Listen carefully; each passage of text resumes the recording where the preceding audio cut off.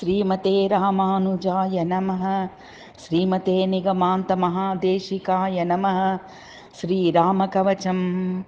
अगस्त्युवाच आजानुबाहुमरविन्द दवयदाक्ष मा जन्मशुद्धरसहास मुखप्रसादं श्यामं गृहीतशरचाप मुदाररूपं रामं स रामभिरामम् अनुस्मरामि।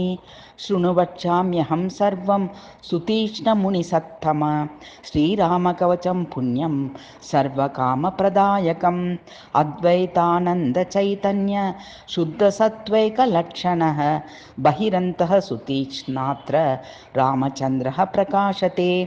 तत्त्वविद्यार्थिनो नित्यं रमन्ते चित्सु खात्मनि इति रामपदेनासौ परब्रह्माभिधीयते। जय रामेति यन्नाम कीर्तयन्नभिवर्णयेत् सर्वपापैर्विनिर्मुक्तो याति विष्णोः परं पदं। श्रीरामेति परं मन्त्रं तदेव परमं पदं तदेव तारकं विद्धि जन्ममृत्युभयापहं। श्रीरामेति वदन् ब्रह्मभावमाप्नो सम्यशम्। ॐ अस्य श्रीरामकवचस्य अगस्त्य ऋषिः अनुष्टुप् छन्दः। सीतालक्ष्मणनोपेतः श्रीरामचन्द्रो देवता श्रीरामचन्द्रप्रसादसिद्ध्यर्थं जपे विनियोगः। अथ ध्यानं प्रवक्ष्यामि सर्वाभीष्टफलप्रदं नीलजीमृतसङ्काशं विद्युद्वर्णाम्बरावृतं कोमलाङ्गं विशालाक्षं युवानमतिसुन्दरं सीतासौमित्रिसहितं जटामकुटधारिणं सासितूनधनुर्बाणपाणिं दानवमर्दनं यदा चोरभये राजभये शत्रुभये तथा ध्यात्वा रघुपतिं युद्धे कालानलसमप्रभं चीरकृष्णाजिनधरं भस्मोद्वलितविग्रहम् आकर्णकृष्टसशर कोदण्डभुजमण्डितं रणेरिपुन् रावणादीन् तीक्ष्णमार्गणवृष्टिभिः संहरन्तं महावीरम् उग्रमैन्द्ररथस्थितं लक्ष्मणादैर्महावीरैर्वृत्तं हनुमदादिभिः सुग्रीवाद्यैर्महावीरै शैलवृक्षकरोद्यतैः वेगात्करालहुरकारै भृग्भुक्खारमहारवैः नवद्भिः परिवादद्भिः समरे रावणं प्रति श्रीरामशत्रुसङ्ग्रामे हनमर्दय खादय भूतप्रेतपिशाचादीन् श्रीरामाशु विनाशय। एवं ध्यात्वा जपेन्द्रामकवचं सिद्धिदायकं सुतीक्ष्णवज्रकवचं शृणुवक्ष्याम्यहं शुभं।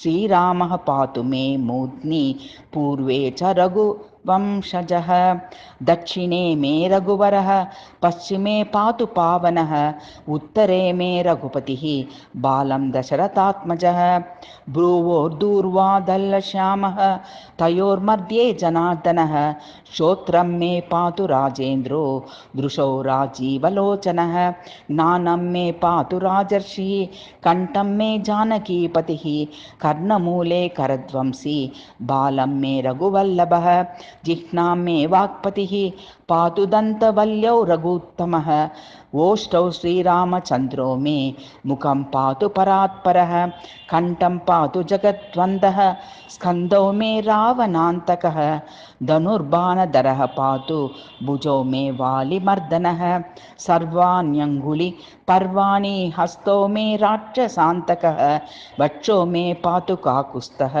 पातु मे हृदयं हरिः स्तनौ सीतापतिः पातु पार्श्वे मे जगदीश्वरः मध्यं मे पातु लक्ष्मीशो नाभिं मे रघुनायकः कौसल्ये यः कटिं पातु पृष्ठं दुर्गतिनाशनः गृह्णां पातु हृषीकेशः शक्तग्नि सत्यविक्रमः उरुषार्गधरः पातु जानुनी हनुमप्रियः जङ्गे पातु जगद्व्यापी पादौ मे ताटिकान्तकः सर्वाङ्गं पातु मे विष्णुः सर्वसन्धीननामयः ज्ञानेन्द्रियाणि प्राणादीन् पातु मे मधुसूदनः पातु श्रीरामभद्रो मे शब्दादीन् विषयानपि द्विपदादानि भूतानि मत्सम्बन्धीनि यानि च जमदग्न्य महादर्पदल्न पातु तानि मे सौमित्री पूर्वजः पातु वागादीनीन्द्रियाणि च